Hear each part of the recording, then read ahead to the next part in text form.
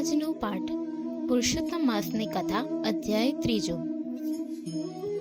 સૌનકાદી ઋષિઓના પૂછવાથી સૂત પુરાણીએ કહ્યું, હે મુનિશ્રેષ્ઠો, નારદજી સમક્ષ શ્રી નારાયણે જે કહ્યું તે હું તમને કહું છું, તે સાંભળો। ભગવાન નારાયણે નારદજીને ઉદ્દેશીને કહ્યું, હે બ્રહ્મપુત્ર નારદ, આ કથા શ્રી કૃષ્ણે યુધિષ્ઠિરને કહી હતી। આ કથા શ્રવણના ફળ સ્વરૂપ તેઓ કૌરવોના ત્રાસથી મુક્ત થઈ સુખ શાંતિ પામ્યા હતા। દુષ્ટ દુર્યોધન આદિ કૌરવોએ પાંડવોને કષ્ટ આપવામાં કંઈ કચાશ રાખી ન હતી। તેઓને લાક્ષાગૃહમાં બાળી નાખવાનો પ્રપંચ કર્યો। પાંડવો સાથે જુગટું રમીને કપટથી તેમને હરાવ્યા। દુઃશાસન દ્રૌપદીને ભર સભામાં તેનો ચોટલો ખેંચીને લાવ્યો અને તેને નગ્ન કરવાની પેરવી કરી। દ્રૌપદીની પ્રાર્થના સાંભળી શ્રી કૃષ્ણે 999 વસ્ત્રો પૂરીને દ્રૌપદીની લાજ જાળવી। શરત પ્રમાણે પાંડવો 13 વર્ષ સુધી વનમાં રહ્યા। લઘુ કામ્યક વનમાં રહેતા હતા। ત્યાં શ્રી કૃષ્ણ તેમને મળવા આવ્યા। કોપાયમાન અને નારાજ થયેલ શ્રી કૃષ્ણને અર્જુન હાથ જોડીને કહેવા લાગ્યા, હે પ્રભુ, આપ કોપાયમાન ન થાઓ। આપ જગતના પાલન કરતા કહેવાઓ છો, આથી આપ શાંતિ ધારણ કરો અને આપને શરણે છીએ। અમે આપને શરણે છીએ।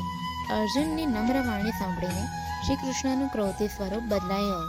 હવે તેમણે હાસ્ય સહ અર્જુનને કહ્યું, અર્જુન, હું મારા કષ્ટને સહન કરી શકું છું, પરંતુ મારા ભક્તોના એક રાઈના દાણા જેટલા દુઃખને પણ હું મેરું સમાન સમજું છું। મારા ભક્તોના દુઃખ દૂર કરવા માટે અજન્મા હોવા છતાં જન્મ લઉં છું। હવે તમારા દુઃખો થોડા સમયમાં દૂર થશે। માનવીને સુખ દુઃખ હાનિ લાભ કર્મના ફળરૂપે મળે છે। આ કર્મના બંધનો દૂર કરવા માટે માનવીએ ધર્મ, વ્રત અને તપ દ્વારા શરીર અને આત્માને પવિત્ર બનાવવા જોઈએ। હવે પછી જે મહિનો આવે છે તેને અધિક માસ કહેવામાં આવે છે।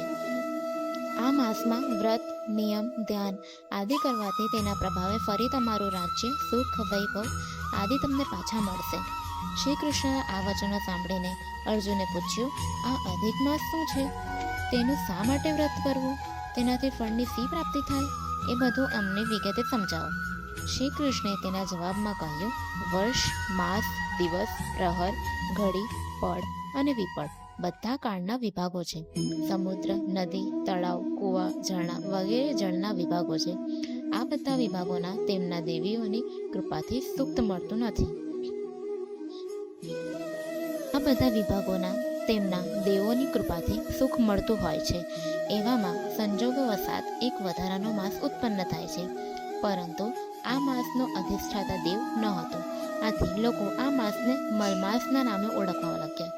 વળી આ માસને મલિન માની ભાવિકો તે માસમાં સત્કાર્ય કરતા નહીં, કારણ કે આ માસમાં સૂર્ય એક જ રાશિમાં રહેતો હતો, તેથી લોકો તેને નિંદાપાત્ર ગણતા। આ રીતે અડધૂત થયેલા આ મલમાસ બહુ નિરાશ થયો। કેટલીક વાર તેને આપઘાત કરવાનું મન પણ થતું। એકવાર વૈકુંઠ લોકમાં મારી પાસે આવ્યો અને આંસુભીની આંખે નમ્રતાથી તેણે પોતાનું દુઃખ કહેવાનું શરૂ કર્યું।